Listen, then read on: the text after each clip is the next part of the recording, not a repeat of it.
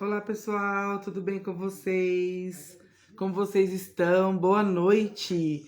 Nesta terça-feira, dia 14 de fevereiro, estamos aqui para uma live, mais uma, né, do nosso propósito da conexão com Deus, da conexão com a nossa centelha divina. Já estou aqui, ó, com minha pulseirinha, não sei se você está me acompanhando, já estamos no 16º dia, olha que bacana. Ontem eu deixei para vocês em forma de rios aí, não sei se todo mundo acompanhou, um videozinho rápido, falando um pouquinho da história do povo de Israel, do deserto, da escravidão, e que nós não devemos reclamar, porque quando a gente reclama, né, a gente fica com foco nas coisas que a gente não tem, fica só olhando aquilo que não tem, e perde tempo de não agradecer pelo que a gente tem. Então, como eu fiz de uma forma rápida ali, né, que é aquele videozinho rápido, retomando um pouquinho o que a gente falou nessa mensagem de ontem, né, do 15º dia, que quando o povo de Israel foi liberto do Egito por Moisés, né, eles ficaram felizes, tudo, claro, iam sair da escravidão.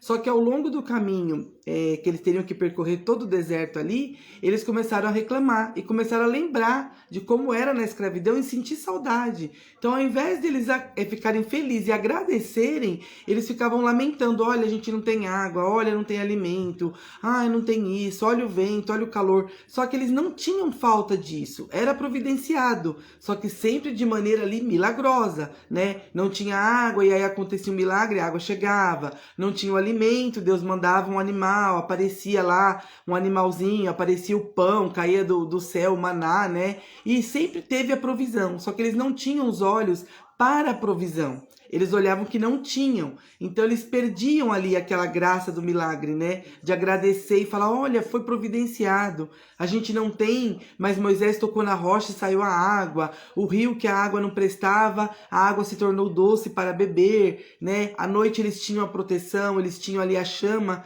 que guiavam eles no deserto, e no sol, do calor do meio-dia ali, diz que Deus protegia eles com sombra, né? Então eles tiveram tantos benefícios e eles não aproveitaram, não souberam agradecer. Então essa foi a mensagem de ontem, porque quando a gente lamenta, existe um ditado, né, que eu gosto muito: o deserto aumenta. Então, se você tem a tendência a reclamar, se lamentar, o seu deserto, as horas que você está ali na provação, naquele desafio, vai aumentar, porque você não aprende, você fica ali rodando e não aprende a lição. E assim foi com o povo de Israel também. É uma distância, né, geograficamente, os pesquisadores falam que é uma distância que demoraria dias, né? Caminhando, eles não tinham automóvel, então seriam dias de caminhada, e eles levaram 40 anos, fora os 400 que eles já estavam de escravidão. Eles ficaram ali peregrinando no deserto, dando voltas em círculos, e eles não achavam o caminho da terra prometida, né? De tanto reclamar, aquilo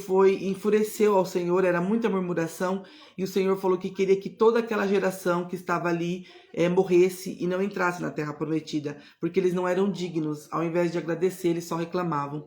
Então, que esse seja o alerta para nós também. E pegando um gancho nesse assunto, já para falar de hoje, né, eu queria trazer para vocês a palavra sobre o controle.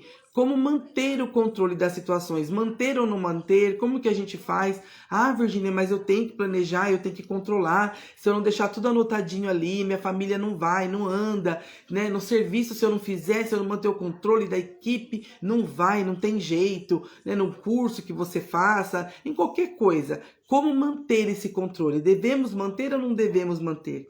Lembrando que quando estamos na conexão com Deus, na busca dessa conexão com a nossa centelha divina, a gente tem que lembrar que Ele está acima de tudo. Nós fazemos os planos, né? Temos os nossos objetivos, claro, nos organizamos, mas a palavra final vem dele. Então, realmente, você não precisa manter o controle, não precisa ficar nesse estresse, querendo controlar tudo, que tudo ocorra ali da melhor maneira, na sua visão, porque muitas vezes você até invade o espaço do outro, porque a visão do outro é de outra forma. A perspectiva como ele absorve os fatos e responde, né, às ações, depende do que ele tem ali de vivência, de memórias, né, os hábitos. Então isso tanto na nossa família como no dia a dia, na empresa, com seus colegas e tal. Então não devemos manter o controle. Isso é uma falsa ilusão que a gente tem controle de algo, que a gente consegue controlar. Você já percebeu no seu dia a dia, se você trabalha fora, deixa seus filhos, você organiza ali a marmitinha de cada um, o lanchinho, você prepara, você já percebeu que não sai tudo igualzinho como você planejou? A criança esquece o lanche, ou ela come o lanche e esquece a água, ou ela toma água e não toma o suco. Você já percebeu? E você tenta manter o controle. Você deixa a marmitinha ali para todo mundo esquentar e comer e tal, e a criança não come, vai brincar, esquece. Às vezes você faz um planejamento no trabalho, você coloca a sua rotina ali, suas tarefas, e acontece um imprevisto, acontece uma reunião, você tem que sair e sai do seu controle. Então isso é a todo momento. Então a sensação de termos o controle, de mantermos esse controle é falsa. É o ego, é a gente ali na nossa carne querendo falar, não, eu controlo, eu planejo, eu faço. E não é a verdade. Então hoje eu vou deixar para vocês 3 pequenos versículos onde fala, né, que apesar de nós estarmos ali tentando controlar, planejando, nunca sai como a gente quer. E a gente tem que ter esse equilíbrio, porque se nós não tivermos isso, a gente pira. Aí vem o estresse. Porque você fala, nossa, eu falei para fazer isso, não fez, eu mandei fazer assim e não fiz, deixei tudo escrito, não é possível, você só tinha que ir lá e fazer e não consegue. E aí você vai transcendendo e aquela ansiedade toma conta. Então algo que você aparentemente era só um planejamento, uma organização, você quer controlar até a atitude do outro. E você fica nervoso, você fica estressado, aquilo inunda o seu corpo aí de cortisol, de adrenalina desnecessário, vai matando células suas e você vai ficando cada vez mais prejudicado, a sua própria saúde, e o controle você nunca vai ter. Na real, é isso, você nunca vai ter. Então procure descansar mais, aproveitar mais os momentos, continue sim planejando, se organizando, mas com essa flexibilidade, sabendo que nós não temos o controle e não vamos conseguir, nem com filhos, nem na nossa casa, nem no trabalho, nem na escola, porque isso não nos pertence. Nós podemos controlar somente o que cabe a nós, ao nosso ego, e é baixar esse ego e deixar com que ele fale mais alto. Ele quem? O nosso eu superior, o contato com o nosso Deus, com a nossa parte espiritual. Ele sim tem o controle de tudo. A Bíblia fala que ele controla até uma folha que cai, até um fio de cabelo, né? A nossa cabeça, ele conta cada fio de cabelo de cada um. Então, ele sim tem o controle. Então, vamos deixar o controle para quem tem esse poder. Nós não temos controle de nada. Às vezes você faz até um planejamento de uma viagem, num trânsito, e depois sai tudo ali do seu planejamento. Então, não dá para a gente se cercar dessa certeza que a gente não tem. Então a gente tem que controlar as nossas emoções, o que a gente vai falar, isso a gente tem controle, das nossas palavras sobre as outras pessoas, o que você vai projetar, porque uma palavra pode ser de morte como pode ser de vida, né? Às vezes uma palavra destrói um ser humano, um aluno, um colega, alguém que está ali com você, um filho. Então isso sim a gente tem o controle das nossas atitudes. Agora do mundo ao redor, quando envolve outras pessoas, não tem como ter o controle. Porque aí vai tendo a experiência de cada indivíduo ali e vai se cocriando a realidade, né? E tem o inconsciente também de todo mundo ali, que certas atitudes dependem daquela população que envolve, se é uma escola, se é uma empresa, não depende só de você, que a gente fala que é um inconsciente coletivo, então ali não tem como você controlar mesmo. Então, para você descansar e se desestressar, porque muitas vezes você mesmo provoca esse nervosismo tentando controlar algo que não é possível. E o primeiro versículo que a gente vai ler é Provérbios, os 3 são em Provérbios. O primeiro é Provérbios 19 e 21. E ele fala assim: muitos projetos há no coração do homem. Realmente é o que a gente falou aqui, né? Mas o desígnio do Senhor é que se cumprirá. Então os planos vêm dele. E quando a gente aprende a aceitar isso de uma forma mais calma, mais tranquila, a gente consegue ter uma vida também mais tranquila. Porque quando vem algo aparentemente que não é do nosso agrado e que saiu do controle, vamos dizer assim, você entende, não saiu do controle, está no controle do todo.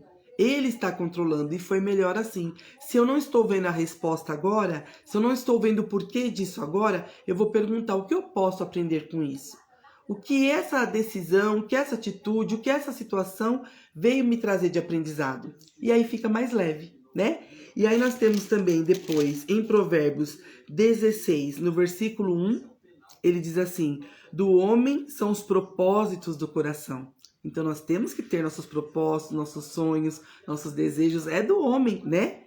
Mas a resposta certa vem dos lábios do Senhor. Glória a Deus. E isso é reconfortante, porque nós sabemos que a resposta certa vem dos lábios de quem tudo criou, de quem nos criou, de quem tem o verdadeiro controle. Então é só descansar e confiar, sem olhar para as circunstâncias, mas olhar para o alto, sem olhar para o nosso ego, do jeito que eu quero, do jeito que eu acho que é melhor. Não, a gente confia que Ele tem o melhor. Né? Em outra palavra, a Bíblia fala que o Senhor tem planos muito mais altos que os nossos. Então a gente tem que confiar.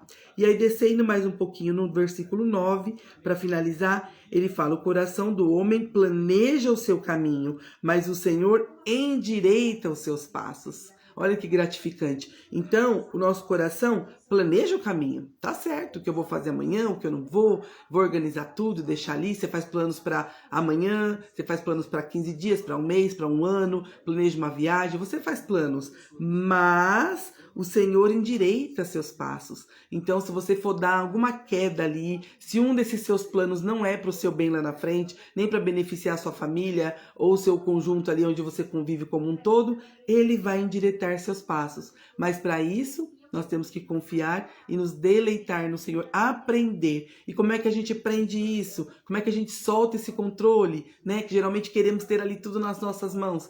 Confiando e se achegando mais a Ele, buscando o reino dEle em primeiro lugar, que todo o restante será acrescentado, e trazer essa confiança para a gente, esse reconforto de saber que não estamos sozinhos. Tá bom, meus amados?